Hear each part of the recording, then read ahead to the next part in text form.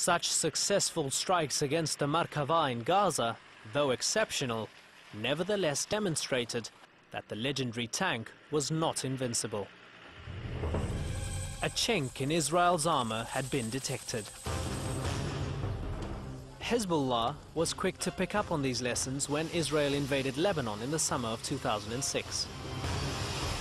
Like the Palestinians, Hezbollah made it their aim to damage what was still a powerful symbol of Israel's technological might. As in 1982, the Israelis decided to spearhead their incursion into Lebanon with tanks. And as in 1982, the Merkava was the principal instrument through which Israel implemented its version of Blitzkrieg, a lightning war in which the Israeli army sought to win all of its battles quickly, decisively, and with the fewest possible casualties. Israel's major ground assault into Lebanon was launched on two fronts. Neither of them was an obvious choice for tanks. The terrain in the south is ideal guerrilla country.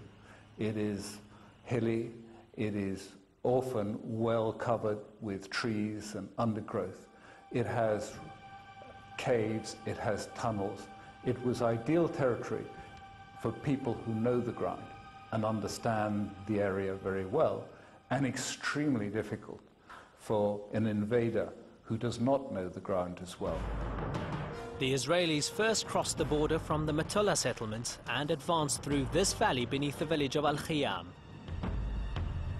Hezbollah guerrillas, hiding in the surrounding hills and villages, fired their anti-tank missiles at the Israeli tanks advancing below.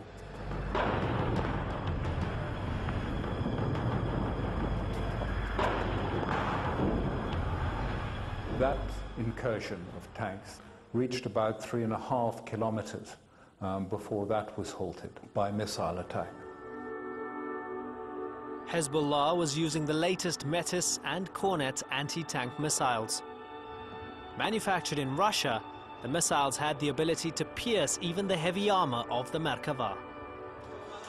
After losing several tanks and sustaining casualties, the Israelis chose to advance via a different route. This second thrust took them through this area, called Wadi Lahjar. It was a little, small wadi, narrow valley, that curved like a snake.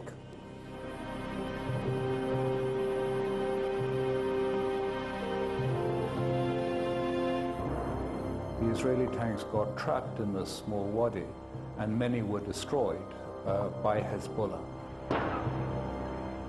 And of course, found it very difficult to bypass or get past either the lead tanks that had been destroyed or some of the rear tanks that had been destroyed. And that left them in a very difficult situation, and they had to retreat.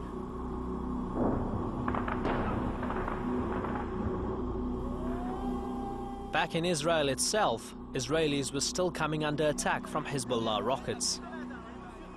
After 33 days of war, Israel had failed to achieve its goals of destroying Hezbollah and winning back 2 of its soldiers captured at the very beginning of the latest fighting.